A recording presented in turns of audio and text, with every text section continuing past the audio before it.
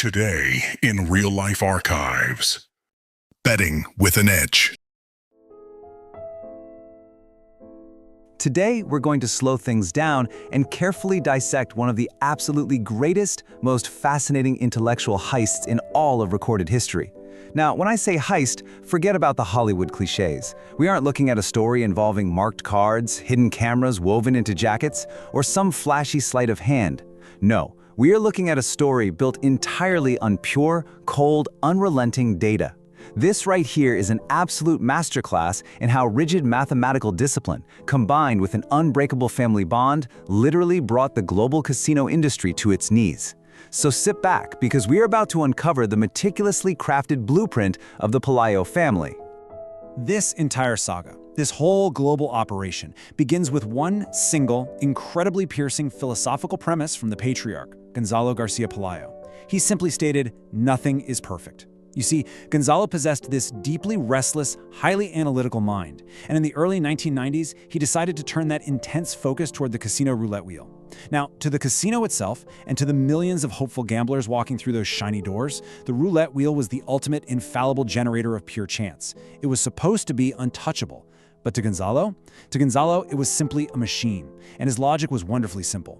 Because it was a machine built by fallible human hands, it had to be inherently flawed. He realized right then and there that the casino industry's absolute greatest defense wasn't math, it was an illusion. I want you to really consider the sheer mathematical inversion of power that's happening here. In standard European roulette, the house relies on a fixed, theoretical mathematical edge of about 2.7%. That's their built-in tax. That's how the lights stay on in Vegas and Madrid. And most players?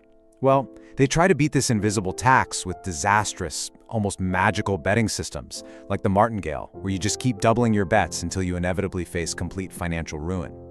But the Pelayos did something completely different. They discarded the entire concept of luck. By identifying actual physical biases in specific wheels, they flipped the script entirely. They achieved an astonishing net advantage of up to 6% in their favor.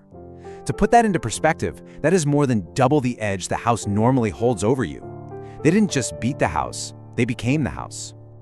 To make his family truly understand the vision, Gonzalo posed a brilliant, totally relatable question. He asked them, if you take 37 high-precision, beautifully crafted Swiss watches, do they keep the exact same time? Of course not. If you check them a week later, some will have inevitably gained or lost tiny microscopic fractions of a second. Well, the exact same laws of physics apply to a heavy wooden and metal roulette wheel. We're talking about millimetric unevenness on the wheel's surface, subtle, almost invisible bulges, irregular friction grinding on the central axis, minute differences in the flexibility of the little metal frets separating the numbers, and of course the brutal daily wear and tear of thousands upon thousands of spins. All of this creates a physical reality. Because of this wear, some numbers simply have to hit more often than pure probability says they should. So the absolutely crucial question becomes, how did they actually weaponize this physical reality? Well, they followed an ironclad, incredibly disciplined, three-step scientific blueprint. First, massive observation. They just needed to gather oceans of raw data. Second, rigorous computer analysis. Keep in mind, this is the early 90s, so they were using custom software that Gonzalo developed himself, painstakingly running millions of simulations just to confirm these tiny biases. And third, they used what's known as disciplined sector betting. This is key. They never, ever bet on a single lucky number. Instead, they bet strategically on groups of numbers, usually a block of between 4 and 12 numbers that occupied the physically favored sectors of a sick or heavily biased wheel. They were betting on the terrain, not the spin. But let me be perfectly clear. Achieving this required an agonizing, truly grueling level of patience. 5,000, that is the exact number of manual, real-world spins the family had to stand there, observe, and record for a single individual roulette wheel just to achieve statistical significance. They understood that you cannot simply trust a number that happens to hit a few times on a Tuesday night. That's just noise. You need a massive universe of at least 5,000 balls dropping to take what Gonzalo beautifully called a radiography of the soul of the roulette. Think about how poetic that is. Only after 5,000 spins could they strip away the random variance and clearly see the genuine physical bias hiding underneath. There is a quote from this operation that really hits the nail on the head. Luck is the deviation of expectation. If a particular number hit vastly more than 1 out of every 37 times over thousands and thousands of spins, it wasn't luck anymore. It was physics. It was gravity and friction doing their job. To capture this vital data, the family completely transformed themselves into a disciplined military unit inside the Casino Grand Madrid. Imagine this, up to a dozen family members, including his son Ivan and his daughter Vanessa, working grueling, exhausting 8-hour shifts. They stood on their feet for hours, trying desperately to blend in, meticulously writing down every single number manually in little notebooks. No hidden earpieces, no electronic devices, just pure, undeniable human endurance, quietly collecting raw, public data while the casino watched oblivious. By the summer of 1992, all of that agonizing, boring, meticulous preparation paid off in an absolutely explosive way. The family extracted roughly 70 million pesetas from the Casino Grand Madrid alone. Now, they were smart about it. They played intelligently, constantly scaling and hiding their bets to avoid immediate suspicion, but the sheer, overwhelming volume of their long-term mathematical advantage was undeniable. It couldn't be hidden forever. Eventually, the casino alarms inevitably tripped. Management went into a total panic. They launched investigations into the family, formally banned them from the premises, and in an act of pure desperation, they began completely tearing out and replacing their 2 million peseta roulette wheels. But here is the fascinating twist. That ban in Madrid, it was not the end of the story. In fact, it was the ultimate catalyst. Forced out of their comfortable home turf, the Pelayos didn't quit, they expanded. They morphed into a highly coordinated international syndicate. They mapped out an ambitious path, moving from small provincial Spanish casinos all the way up to Amsterdam, deep into Vienna, all the way down to Australia, and ultimately aiming for the grand, unforgiving climax in the harsh environment of Las Vegas. To survive this, they had to operate with incredibly strict rules. They constantly rotated roles, utilized subtle disguises to avoid facial recognition, and made it an absolute rule to never, ever be seen playing together at the same table. Of course, it wasn't smooth sailing. Their 4 months in Amsterdam, for instance, were defined by a suffocating, incredibly heavy tension. The casino staff there were sharp. They noticed the family's patterns, and rather than banning them outright at first, they fought back physically. The dealers actually intentionally changed the speed of the spinning balls just to disrupt the family's meticulous tracking. This psychological warfare culminated in a totally nerve-wracking backroom meeting with a highly intimidating casino executive named Thomas Cleanse. The tension in that room was so unbelievably thick that Vanessa, completely sweating the interrogation, nervously asked for a Coca-Cola literally just to break the agonizing silence. Ultimately, the negotiations completely failed, and the mounting pressure forced the family to pack their bags and retreat to Austria. But Vienna?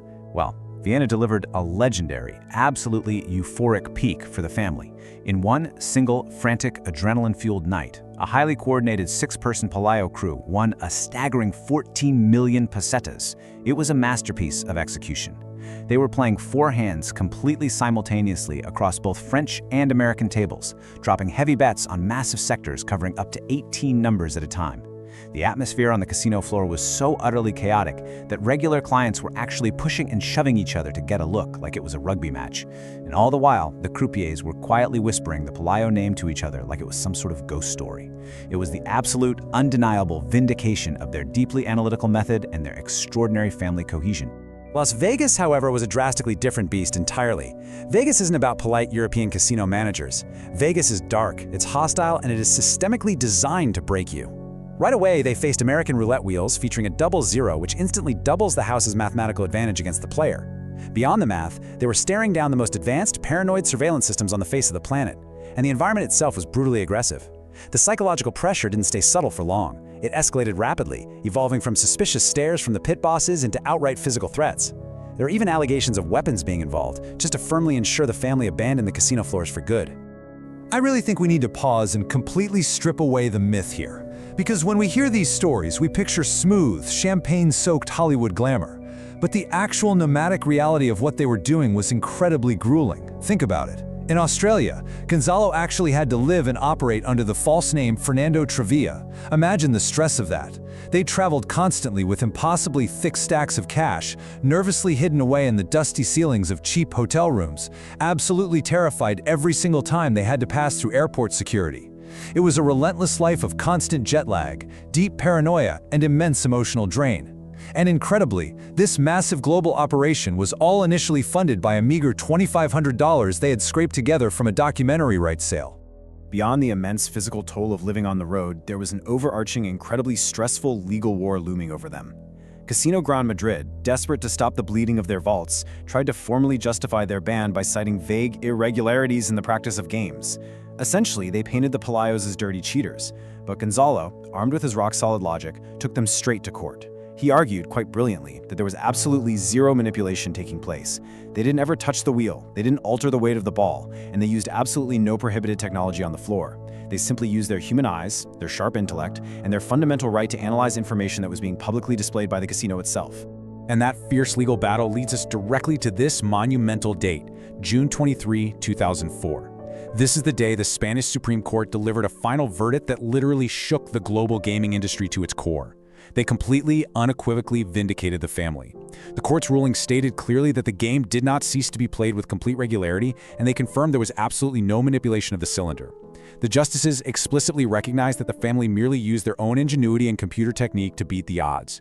It was a massive landmark ruling that firmly established a simple truth: being vastly smarter than the casino is not a crime. It is perfectly 100% legal. Which brings us, finally, to the final tally of this incredible operation. Over 250 million pesetas.